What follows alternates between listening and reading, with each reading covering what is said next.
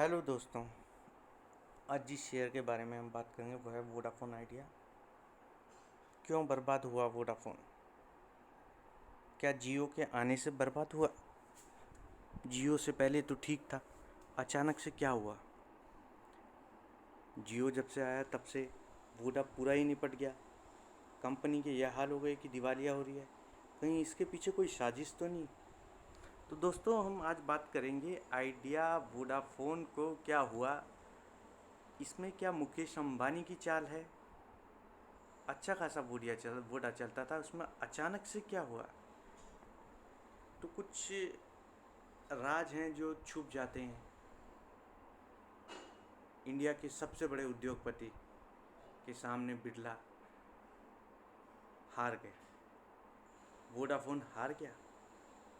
क्या इसमें वोडाफोन को हराने के लिए मुकेश अंबानी और सरकार भी साथ है? क्या वोडाफोन डूब जाएगा? बहुत सारे राज छुपे हैं इन बातों में। ऐसे ही वोडा बर्बाद नहीं हुआ। क्या पता आइडिया वोडा के बाद एयरटेल का नंबर आए। मुकेश अंबानी एक छत्र राज चाहते हैं।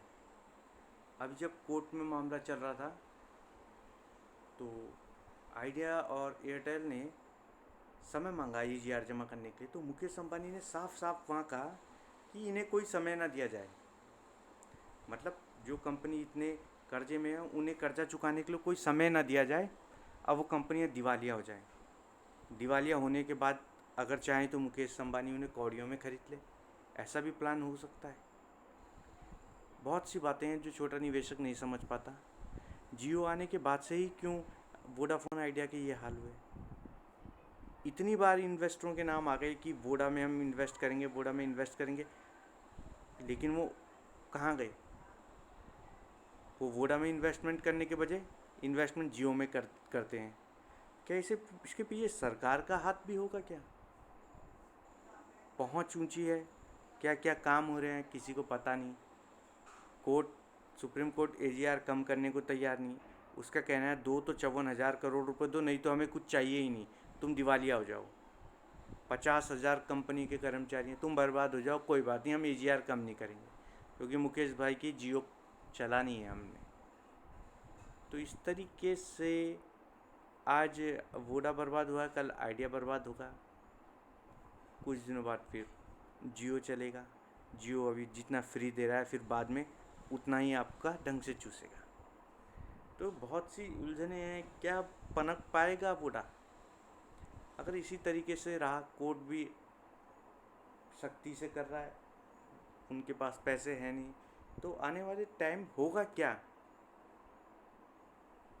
तो समझिए फिर वोडा को मुकेश अंबानी ही खरीद ले, तभी वोडा बच पाएगा। क्योंकि गिराने वाले भी वही हैं तो बचाने वाले भी वही हैं।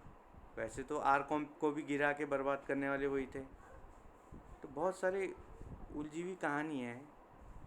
तो ये राज बहुत ख़तरनाक है।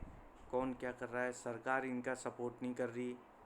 तो शेयर मार्केट में ऐसे ही होता है, बड़ी मछली छोटी मछली को निकल जाती है। तो वोडा का भी यही हाल है।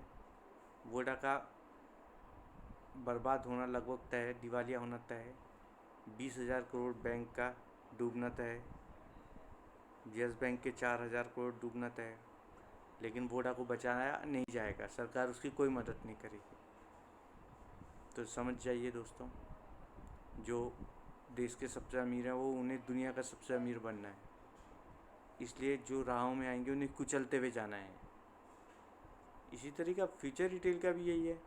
ले दे के आना फैसला फ्यूचर रिटेल मुकेश अंबानी के हक में ही है। तो आप समझ जाइए इशारा।